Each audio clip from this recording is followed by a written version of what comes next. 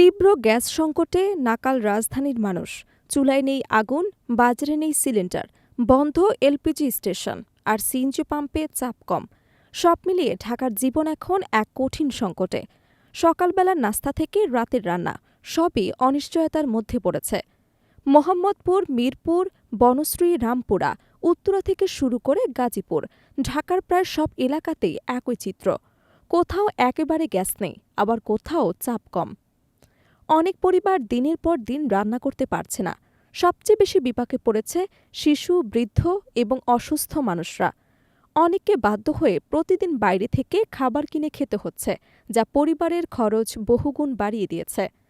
শুধু বাসাবাড়িতেই নয়, সংকট ছড়িয়ে পড়েছে পরিবহন খাতেও। যানবাহনের জ্বালানি সিএনজি অনেক পাম্পে মিলছে না।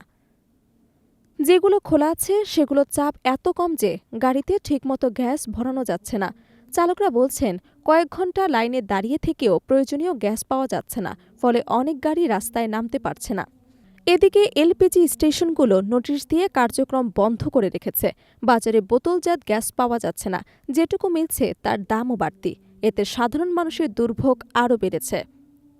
তিতাস গ্যাস কর্তৃপক্ষ জানিয়েছে, মিরপুর রোডের ক্ষতিগ্রস্ত বাল্ব মেরামত করা হলেও লাইনে পানি এবং কম চাপের কারণে গ্যাস সরবরাহ এখনও পুরোপুরি স্বাভাবিক হয়নি। তারা বলছে, বাড়ির লাইনে জমে থাকা পানি বের না হলে চাপ স্বাভাবিক হতে সময় লাগবে। কবে পরিস্থিতি পুরোপুরি ঠিক হবে সেই বিষয়ে তারা এখনও নিশ্চিত করে কিছু বলতে পারছে না। জ্বালানি উপদেষ্টাও জানিয়েছেন, পুরো সিস্টেম স্বাভাবিক হতে আরও সময় লাগতে পারে। শীতের মৌসুমে এমনিতেই গ্যাসের চাপ কম থাকে, তার উপর কারিগরি ত্রুটি এবং সরবরাহ ব্যবস্থার দুর্বলতায় পরিস্থিতি আরও ভয়াবহ আকার নিয়েছে। রাজধানীর মানুষ এখন একটাই প্রশ্ন করছে, এই ভোগান্তির শেষ কবে।